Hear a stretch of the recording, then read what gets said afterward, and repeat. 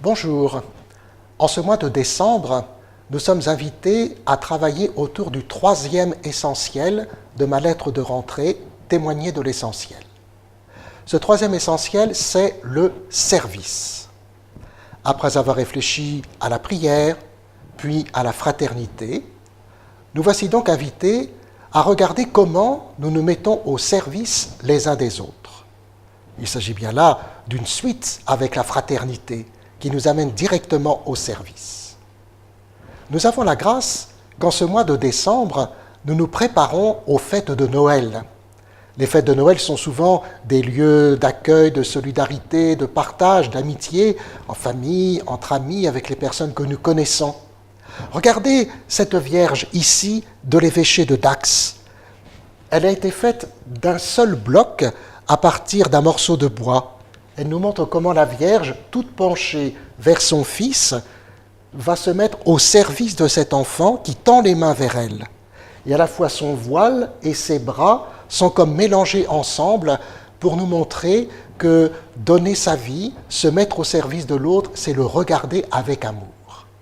Alors, dans notre partage autour du service, regardons comment est-ce que ce service nous met en exposition devant les autres. C'est la fraternité de manière visible que nous voulons évoquer à travers le service. Regardons aussi comment se mettre au service de l'autre, c'est regarder l'autre, mais c'est parfois se mettre plus bas que lui, si vraiment nous voulons réellement nous mettre au service de l'autre. Et regardons surtout comment nous pouvons faire des petits pas. Comme un enfant qui apprend à marcher, il fait des petits pas, d'abord à 4 pattes, et puis ensuite des petits pas vers son père, sa mère. Comment nous aussi, pour le service, nous pouvons faire des petits pas. Ce n'est pas toujours facile de se mettre au service des autres, mais si nous le faisons, toute notre Église diocésaine pourra en profiter, et nous pourrons alors témoigner de l'essentiel. Et je vous souhaite à tous de bonnes fêtes de Noël.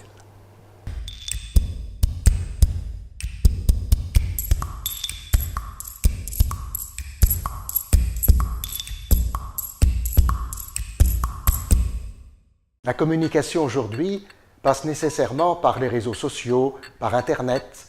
Eh bien, il en est de même pour l'évangélisation.